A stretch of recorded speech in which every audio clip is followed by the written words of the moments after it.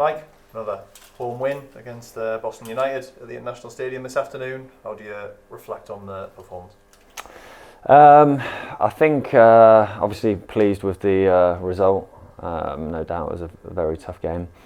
They're a good team. They've got fantastic individuals that can hurt you, and I think we dealt with that well. I thought our front three was really the difference. I thought that there's a lot of areas of improvement, but like I said, on the whole, satisfied with the 3 points. During the week, obviously, you referred to it as being probably the toughest game you'd face so far. So does that make it sort of more pleasing to get a win, or is it not so much about the opposition really?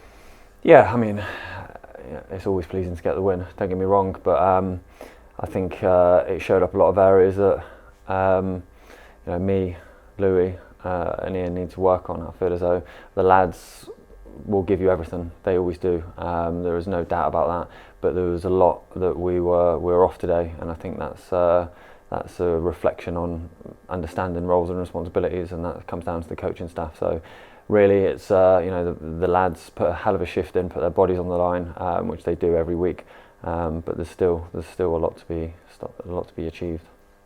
On that, is it sort of a positive in a sense that although you haven't been at your best necessarily, you've still come away with a big win here?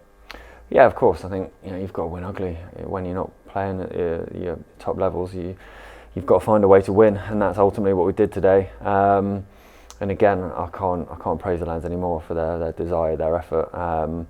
But yeah, like I just felt as though there was just a lot of areas I think that we could have sharpened up on to play our football through the thirds. I don't think we were quite at the levels we've achieved before.